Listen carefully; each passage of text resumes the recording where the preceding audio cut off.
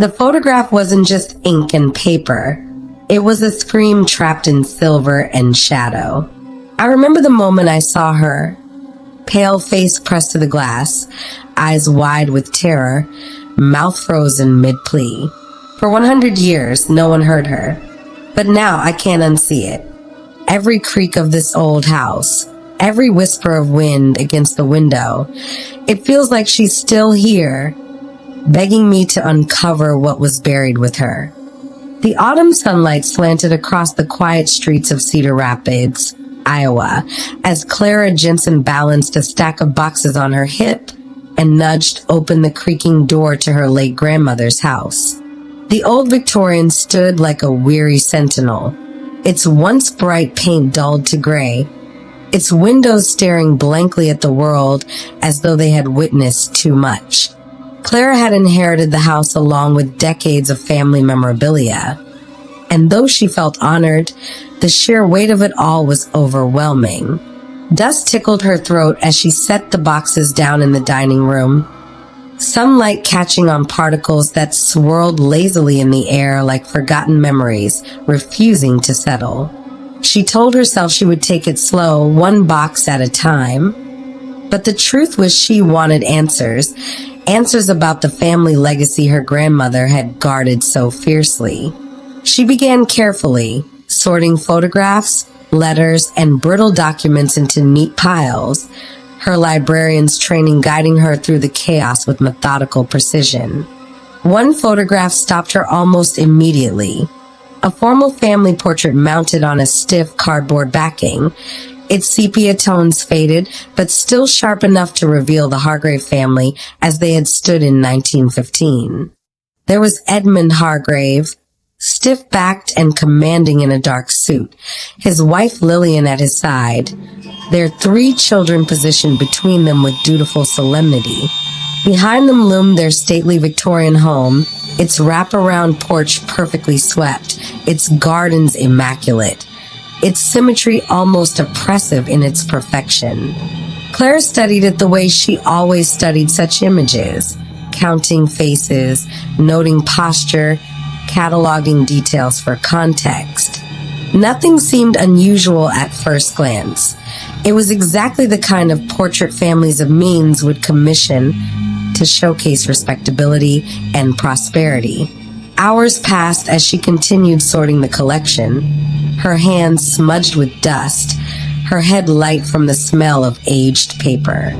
As evening shadows crept into the corners of the house, Clara found herself returning again and again to the 1915 portrait, as though it were calling her back with some faint vibration she couldn't ignore. She finally carried it into the kitchen, where the overhead lights still buzzed faintly after decades of service. Pulling out a magnifying glass, an heirloom tucked into one of her grandmother's drawers, she leaned close to the photograph, scanning the edges with the patience of someone trained to spot patterns most people overlook. That was when she saw it. In the upper right corner of the house, just behind the family, a single window reflected more than the clean lines of the porch railing or the blur of sky. Pressed against the glass was a face. At first, Clara told herself it was nothing more than a trick of light, some quirk of exposure in an era when photography was still temperamental. But as she tilted the photograph and adjusted the magnifying glass, the face sharpened into something unmistakable. Pale skin, hollow cheeks, and eyes dark with exhaustion.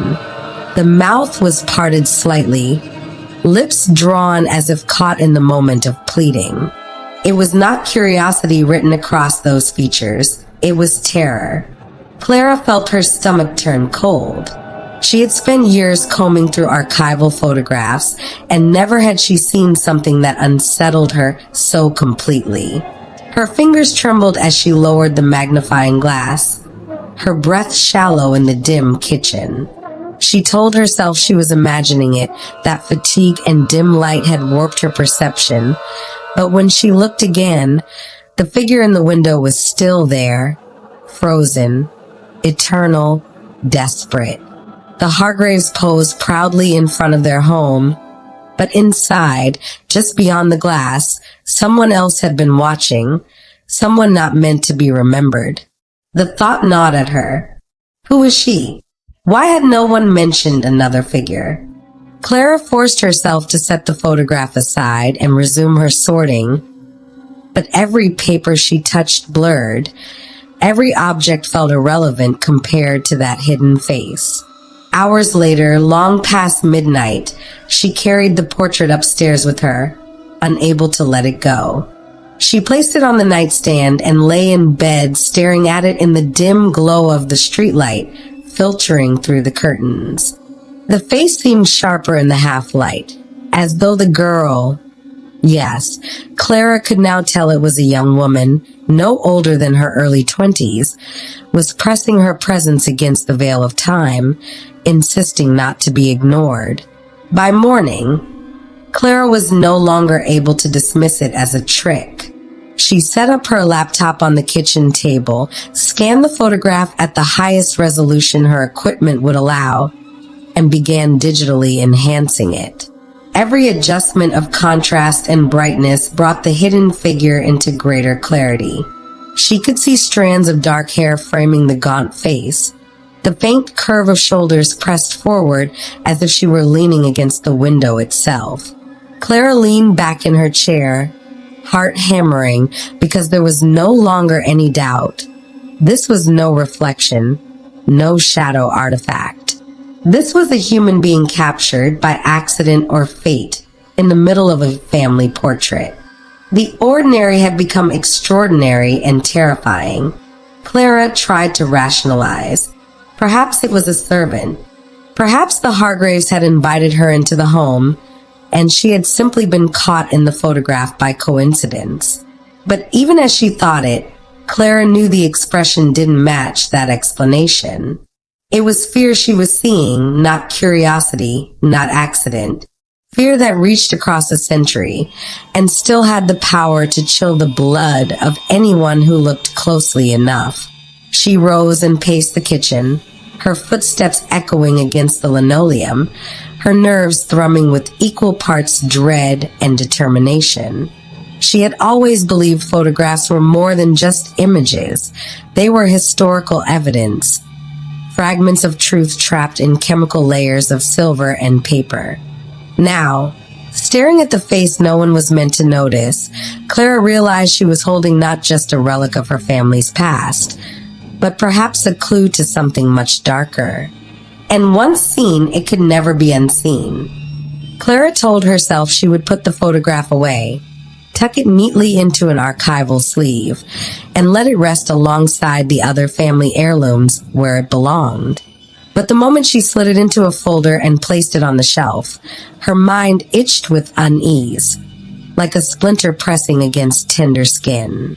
By that evening, she had pulled it back out again, setting it carefully on the dining table under the lamp's yellow glow. She ate dinner with the photograph staring back at her, unable to shake the sense that someone was watching from the window even now. The following morning, Clara drove to the library where she worked, slipping into the quiet basement archives where she knew she'd have access to a high-powered scanner reserved for special collections. She positioned the photograph on the scanner bed as though it were fragile evidence, holding her breath as the light swept across the image. When the high-resolution file appeared on the monitor, she felt a rush of both validation and dread. Every adjustment she made, contrast, brightness, sharpening, pulled more detail out of the shadows.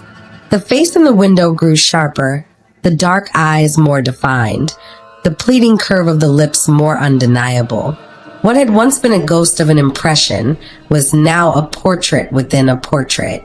Clara began spending her evenings poring over census records, city directories, and microfilm newspapers from 1915.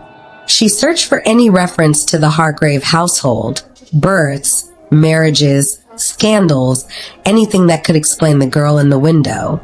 At first, the Hargraves seemed every bit the respectable family they projected. Edmund Hargrave was a prominent businessman with interests in property development and rail shipping, while Lillian Hargrave was noted for her charitable work with the church. Their children appeared in school registries and society columns, their names listed beside piano recitals and community fairs. Everything pointed to a family of standing and stability. And yet, there were gaps. Buried in the small print local news briefs, Clara found brief mentions of disturbances at the Hargrave home. Neighbors reporting strange noises late at night. Police summoned once for an unspecified domestic quarrel. No charges had ever been filed, no follow-up printed. But the whispers were there if one knew how to look. Clara circled each clipping, her heart racing as though she were assembling pieces of a puzzle that had waited a century to be solved. The real breakthrough came not from public records, but from the bottom of a box of keepsakes her grandmother had labeled simply miscellaneous. Inside, nestled between dried flowers and faded greeting cards, Clara discovered a letter folded into quarters, its edges brittle with age. It was addressed from Lillian Hargrave to her sister in Chicago, dated 1916. Clara read the elegant script aloud, her voice trembling as she realized what she was holding. "Edmund has changed," Lillian wrote. "He speaks of order, of discipline, but his eyes are colder than I have ever known. The girls who come to work for us arrive hopeful and leave broken, if they leave at all. I am not permitted to ask questions, and he forbids me from going to the third floor at night. Yet I hear them, Clara. I hear crying in the dark, pleading voices that haunt me even in my sleep. I asked about Mary, the Irish girl who served last spring. He insists she return to her family, yet I found her belongings hidden in the cellar. Something is wrong here, and I am afraid." Clara lowered the letter, her pulse hammering in her ears. The name, Mary, flashed like a beacon in her mind. She turned back to the photograph spread out before her. Was this Mary, the pale young woman with haunted eyes pressed against the glass? Was this letter Lillian's desperate attempt to record what she dared not say aloud? The combination of evidence felt almost too heavy to hold. Days blurred together as Clara's focus narrowed to a single point, unraveling the truth of the photograph. She stopped meeting friends for coffee, stopped answering casual calls, her world shrinking to the dim glow of her laptop and the stacks of documents she pulled from library archives. When she closed her eyes at night, the face in the window was waiting for her, pale and silent, lips still parted as though begging Clara not to abandon her a second time. Clara's obsession deepened to the point where even her body seemed to register the weight of it. She woke with stiff shoulders from leaning over microfilm readers for hours, her eyes dry from scanning lines of text, until dawn. Meals became an afterthought, often forgotten altogether. Yet with every piece of information she uncovered, she felt both closer to the truth and further away from peace. The Hargrave name, once a proud lineage, now felt like a cloak of secrecy hiding something monstrous. One evening, Clara laid the photograph and the letter side by side on her grandmother's dining table, staring at them until her vision blurred. She whispered the name Mary under her breath, as though speaking it might somehow bridge the distance of a century. For a moment she thought she heard something stir in the empty house, just the groan of old wood. She told herself, but her heart pounded all the same. That was when she realized she could no longer pursue this mystery alone. If the photograph truly captured evidence of a crime, she needed an expert to validate it. Someone who could look beyond superstition and family bias. Someone trained to pull truth out of old shadows. She scribbled the name of a man she'd once heard speak at a conference on historical preservation, Dr. Walter Keene, a forensic photographer who specialized in analyzing early 20th century images for law enforcement and museums. The decision was both terrifying and liberating. Terrifying because she was opening her family's history to outside scrutiny. Liberating because the burden of the face in the window no longer rested solely on her shoulders. Clara gathered the photograph and the letter, slid them carefully into protective sleeves, and placed them in her satchel with trembling hands. For the first time in weeks, she felt the stirrings of direction, a path forward through the suffocating maze of questions. Yet even as she prepared to meet Dr. Keene, Clara couldn't shake the feeling that the photograph itself had chosen her, that the young woman's desperate gaze had reached across 100 years to find someone who would finally listen. And Clara, for reasons she couldn't fully explain, was willing to risk everything to hear her. The morning Clara carried the photograph to Dr. Walter Keene's office, the air outside was brittle with November cold, her breath curling in pale clouds as she clutched her satchel to her chest. She had barely slept the night before, lying awake with the image of the face in the window flickering behind her eyelids. The decision to involve a professional felt monumental, like opening a locked door that could never be shut again.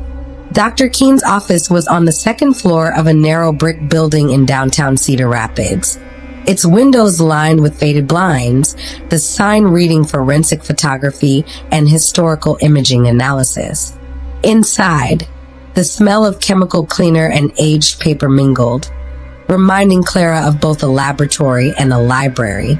Dr. Keene himself was a wiry man in his early 50s, his thinning hair combed neatly, his movements deliberate, as though every gesture had been measured in advance. He welcomed her with a polite but curious smile, his eyes sharp behind wire-rimmed glasses that caught the overhead light. Clara introduced herself quickly, her voice betraying her nerves, and then carefully drew the photograph from its protective sleeve. "This," she said, her fingers trembling, "has been in my family for 100 years. Dr. Keene adjusted his glasses and bent over the photograph with the reverence of a priest examining a relic. For a long while he said nothing, running his fingers just above the surface of the paper without touching it. Clara sat on the edge of her chair, every muscle tight, waiting for his reaction. At last he said, "The condition is remarkable. Very little silvering, good tonal range. Your grandmother must have kept it well protected." He leaned closer, then reached for a large magnifier mounted on an articulated arm. The glass swung over the photograph like an enormous eye, and he peered through it with steady concentration. When he finally looked up at Clara, his expression had shifted, sharpened. "You've seen it, haven't you?" he asked softly. Clara nodded, her throat dry. "In the window," she whispered. "A face. A woman." Dr. Keene didn't dismiss her, didn't laugh as she had feared. Instead, he adjusted the lighting on his desk, switching from warm yellow to a cooler white, then to angled beams that slid across the photograph in revealing slivers. "Photographic artifacts often trick the eye," he explained, his voice calm and precise. "But this is different. Let's look closer." He set up a high-resolution digital scanner and carefully positioned the photograph beneath it, the machine humming as it captured layers of detail invisible to the naked eye. On the monitor, the image expanded, the Hargrave family looming larger than life. And there, in the window, the face emerged with uncanny clarity. Dr. Keene zoomed in slowly, adjusting contrast, isolating specific tonal ranges, stripping away glare and reflection. "This is no accident of exposure," he said after several minutes. "The density of the emulsion here shows full human form. Look at the eyes, see how the light falls? This isn't a trick. This is someone pressed against the glass at the moment of exposure." Clara's breath caught. She leaned forward, gripping the edge of the desk as the details sharpened. Pale cheeks, shadows beneath the eyes, lips parted as if caught mid-cry. Her pulse hammered in her ears. This expression, Dr. Keene gestured gently with his pencil. "It's not passive. It's distress. Look at the hands." Clara squinted, and then she saw them, two faint shapes pressed flat against the glass, blurred but unmistakable. Her stomach dropped, and her hand instinctively covered her mouth. "She's trying to get someone's attention," Dr. Keene continued. Mouth open, body pressed forward. This is someone desperate to be seen. Clara felt tears sting her eyes. The validation was both a relief and a horror. It meant she wasn't imagining it, that the letter from Lillian had been more than the ramblings of an anxious wife. The young woman in the window was real. "So you believe me?" Clara whispered, her voice unsteady. "I believe the photograph captured a living person," Dr. Keene said carefully, "and that her presence was not intentional.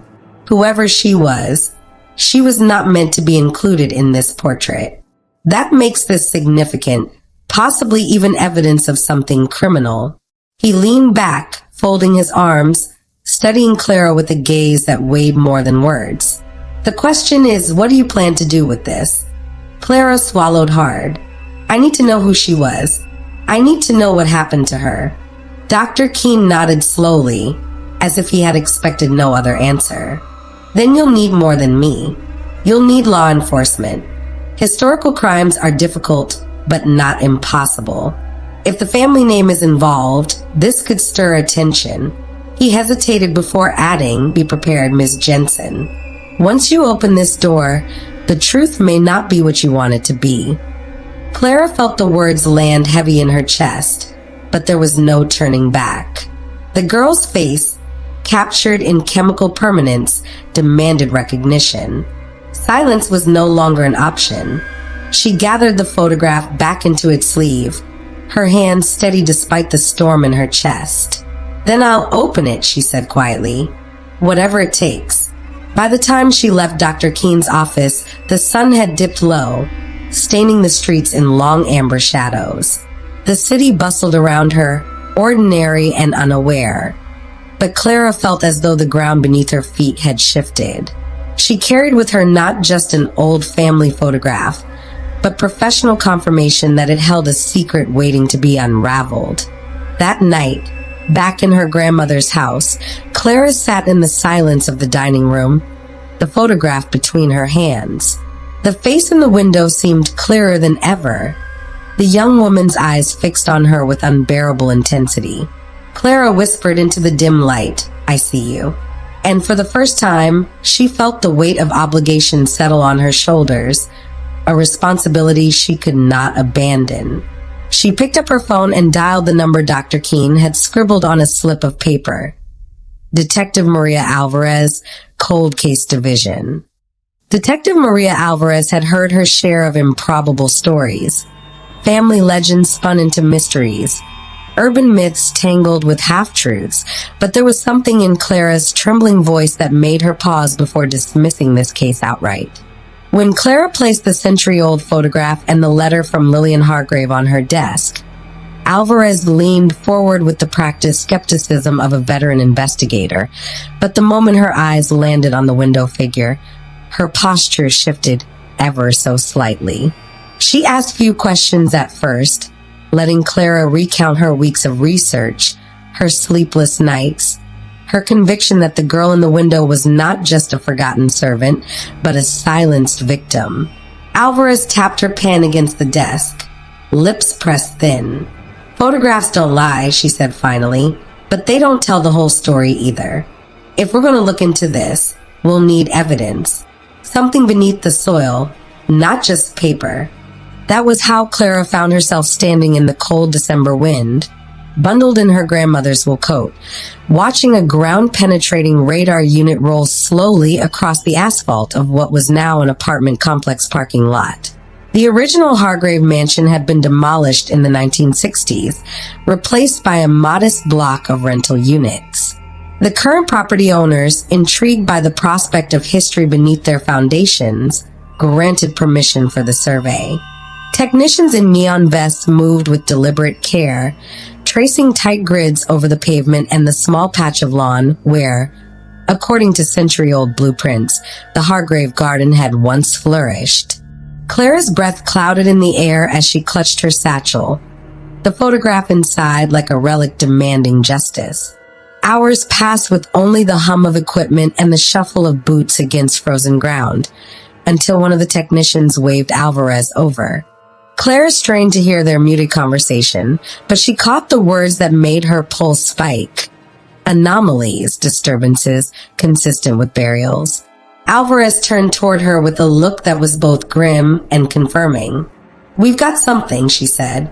Clara's knees nearly gave way.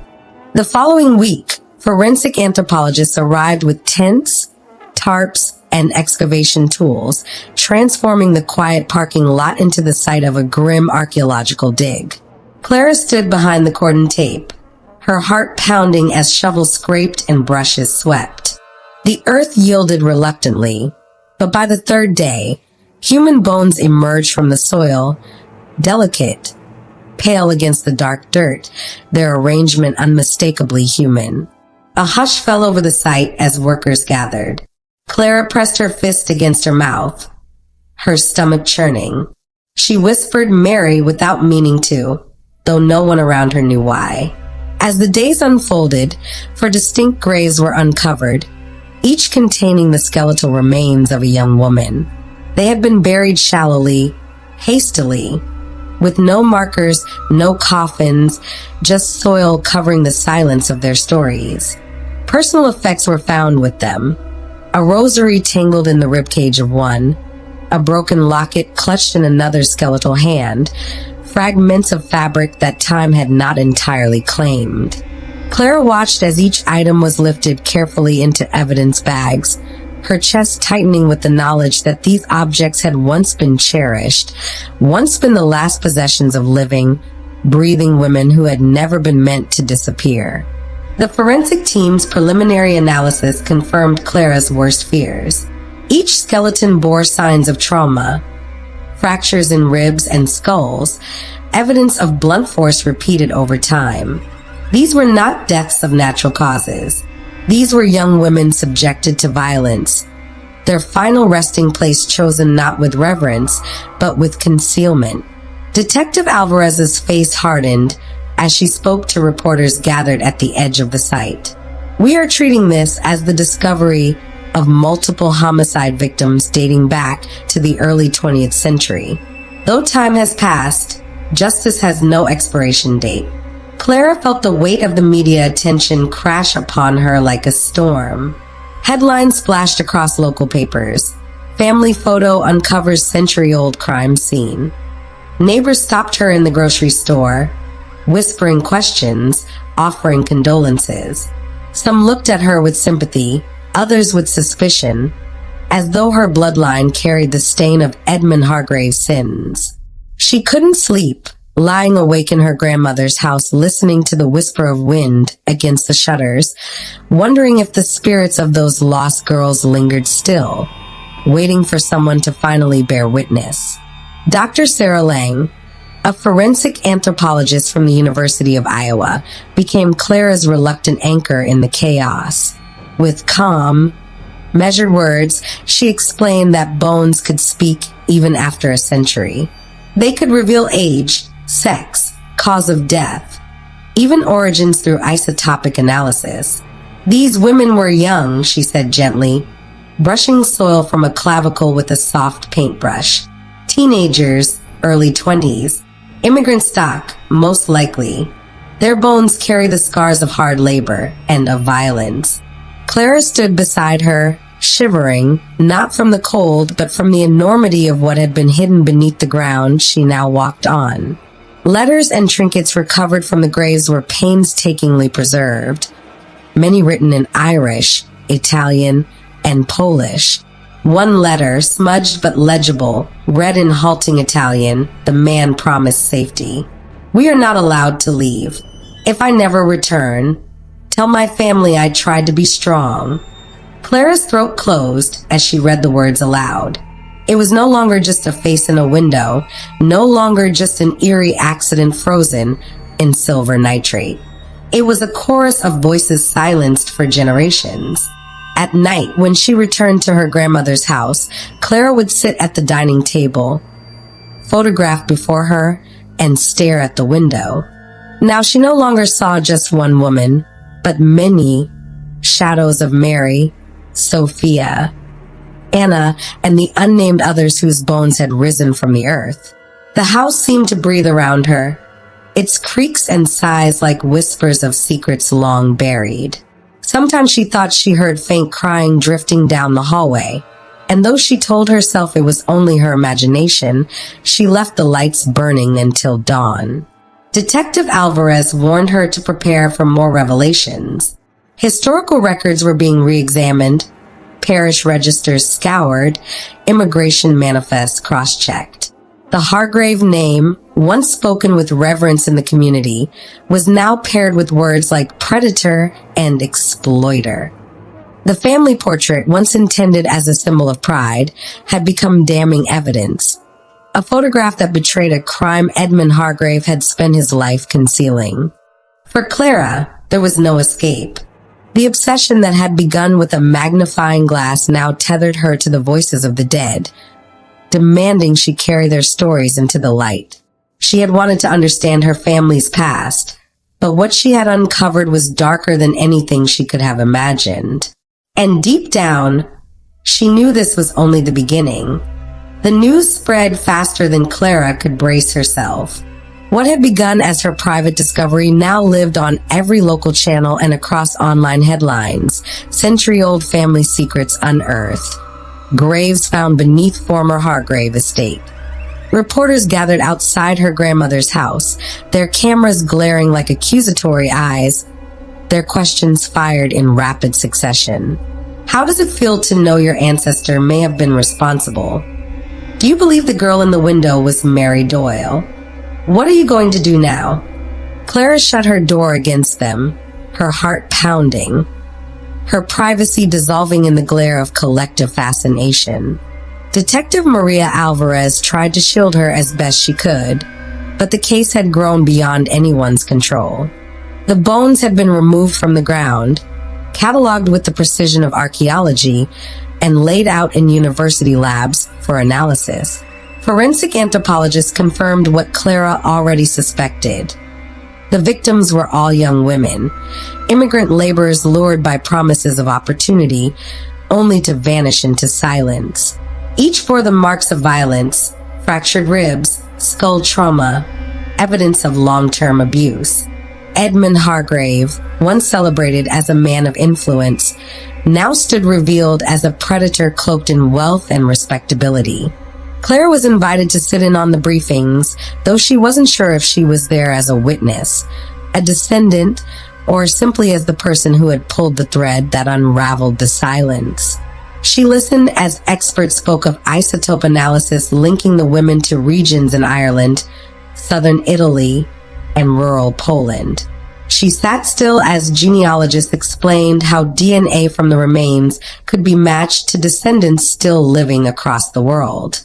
Each revelation felt like a weight pressing harder on her chest. These were not just nameless victims. They had families who had once waited for letters that never came, who had lived with questions that stretched across generations. When the first identification was confirmed, Clara wept openly. One of the victims, the young woman in the window, was matched through DNA to living relatives in Dublin. Mary Doyle, 19 years old when she left Ireland to work in America. Clara stared at the enhanced photograph on the projector screen, her heart breaking as Mary's wide, terrified eyes bore into her from a century away. When Mary's great-niece, Kathleen Doyle, flew in from Ireland to attend the memorial, Clara met her at the airport, her hands shaking as she introduced herself. Kathleen embraced her fiercely, whispering through tears, "For 100 years we wondered. Now we finally know." 2 other victims were identified in the weeks that followed. Sofia Bellini, 18, from Naples, whose last letter to her family spoke of hope and fear in equal measure. And Anna Kowalska, 20, from a village outside Krakow, who had written in Polish to her parents, promising to send money once she was settled. Clara read the translated words of Anna's final letter aloud at the university lab, her voice cracking with the enormity of what had been lost. The 4th victim remained unidentified, a silent sister whose bones would rest under the name unknown, not forgotten. The identifications reverberated through the immigrant communities of Cedar Rapids and beyond. Families who had long carried fragments of vanished histories came forward with photographs, stories, and family trees, desperate to know if their missing relatives had met the same fate. Some found closure, Others found only more questions. Clara sat with them in community halls, holding their hands as they shared tales of lost daughters, sisters, and cousins. She realized she was no longer just uncovering her family's darkness. She was carrying the weight of dozens of families whose histories had been shattered by men like Edmund Hargrave. The reckoning was not limited to families. Historians began publishing articles linking the Hargrave case to broader patterns of exploitation in the early 20th century. Local politicians who had once praised the Hargrave name distanced themselves, while churches and historical societies debated how to memorialize the truth. The old photograph, once tucked in an attic box, was now projected on lecture hall screens, displayed in newspaper spreads, and studied as a chilling artifact. Proof that even in staged moments of pride, the shadows of cruelty could not be entirely hidden. Clara felt conflicted each time she saw the image. It had become a symbol of exposure, of reckoning, but to her it remained deeply personal. She saw not only the Hargraves lined in their stiff formality, but also the girl in the window, her silent cry preserved against time. Clara spoke at one of the press conferences, her voice trembling but steady enough to carry. Mary Doyle was not forgotten. Sophia Bellini was not forgotten. Anna Kowalska was not forgotten. Even the one we cannot name yet, she is not forgotten. My family portrait captured more than pride. It captured pain, and it's our responsibility to bring that truth into the light. The memorial service was held on a clear April afternoon at Oak Hill Cemetery, where the city donated a plot for the women to be laid to rest together. White roses covered the coffins, their fragrance heavy in the spring air. Relatives from Ireland, Italy, and Poland stood together, holding photographs of ancestors they had never met, but whose absence had always haunted their families.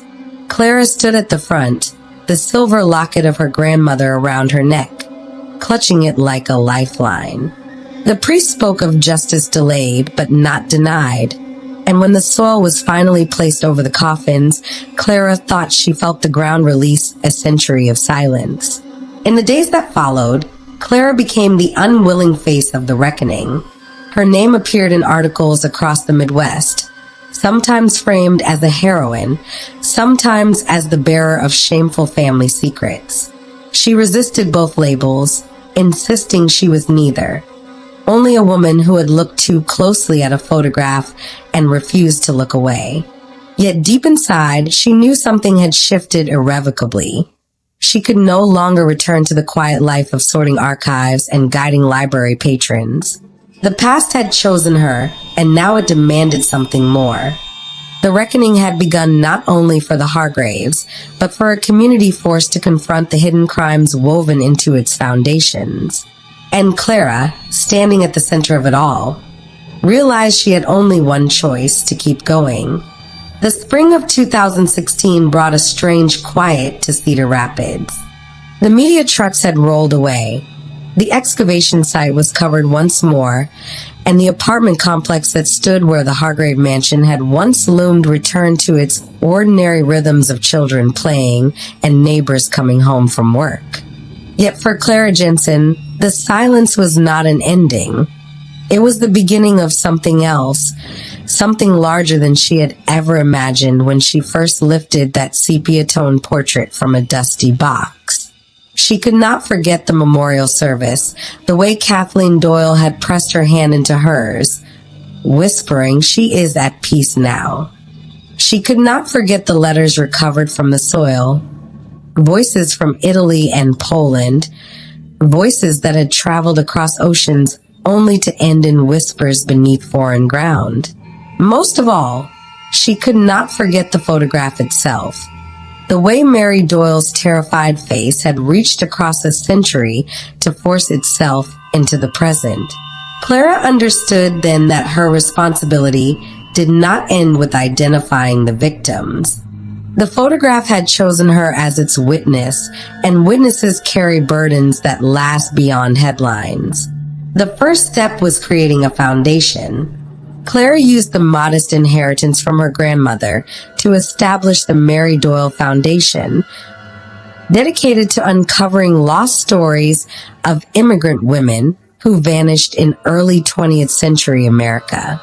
At first, it was only a website, a name, a mission statement, but the momentum of the Hargrave case carried it forward.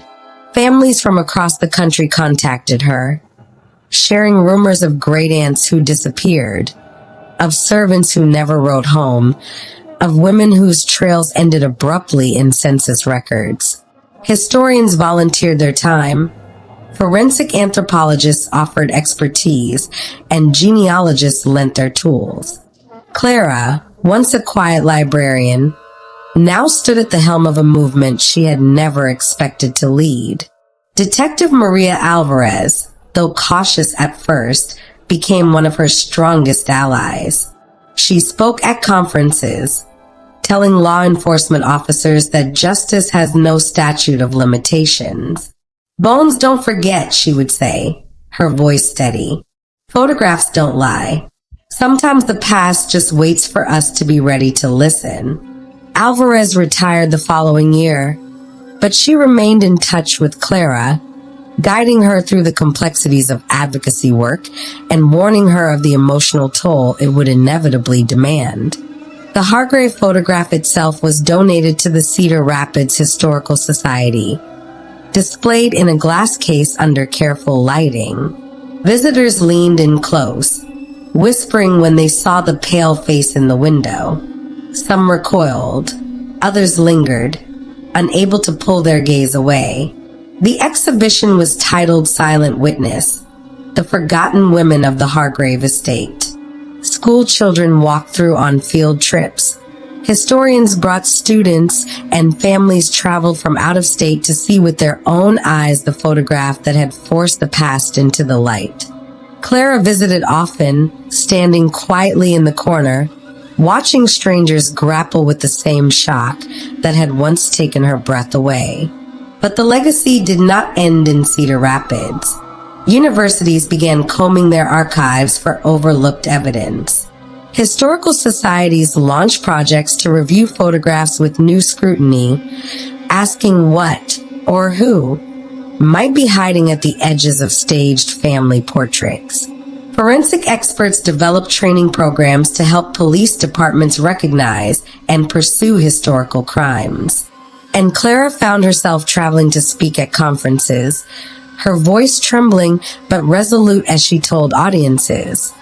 Every photograph tells a story. Some stories celebrate, others accuse. And when they accuse, we owe it to the dead to listen. The ripple effect was staggering. Within 5 years, the Mary Doyle Foundation had supported investigations in Illinois, Wisconsin, and Missouri. Several unmarked graves were uncovered near estates that, like the Hargraves, had once housed immigrant domestic workers. Families finally received closure as DNA connected them to remains long buried without names. Each success brought Clara both relief and sorrow. Relief that another voice had been restored, sorrow that so many had been silenced for so long. In her private life, Clara struggled to find balance. She often returned to her grandmother's house late at night, the room still filled with the scent of old paper and cedar. On the dining table where it had all begun, she kept one object, a small silver locket once belonging to Lillian Hargrave. Inside, Clara had placed 4 photographs: Mary Doyle, Sophia Bellini, Anna Kowalska, and the unnamed woman whose grave had been marked simply as unknown sister. She wore the locket when she spoke publicly, a reminder that she was not speaking for herself, but for them.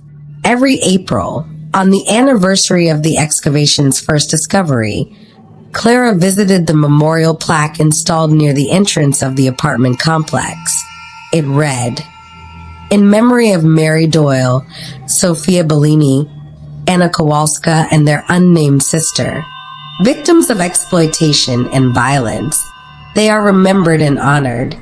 Clara would bring white roses, lay them gently beneath the bronze letters, and stand in silence until dusk.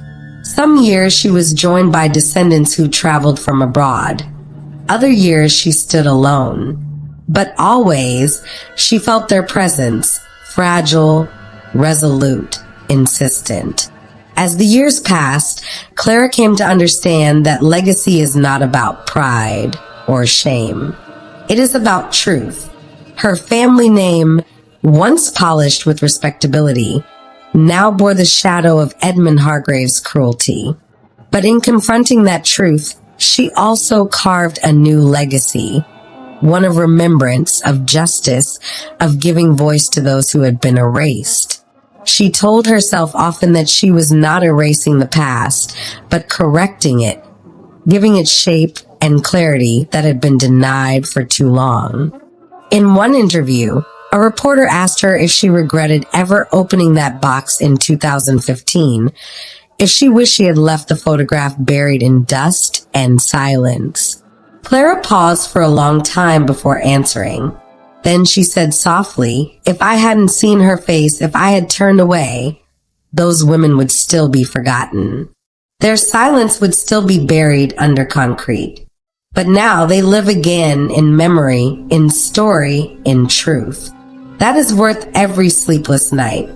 The story of the Hargrave photograph became a case study taught in criminology courses and a cautionary tale whispered in communities that had once ignored the suffering of immigrant workers. It proved that even a single image, once dismissed as ordinary, could hold the weight of crimes too long ignored. It proved that justice, though delayed, could still rise from the soil. And for Clara, it proved something else, that sometimes the past chooses you. Sometimes it pulls you into its shadows, places its secrets in your hands, and demands that you speak. And when that happens, the only choice is whether you will bear the weight or leave it for another 100 years. Clara Jensen chose to bear it.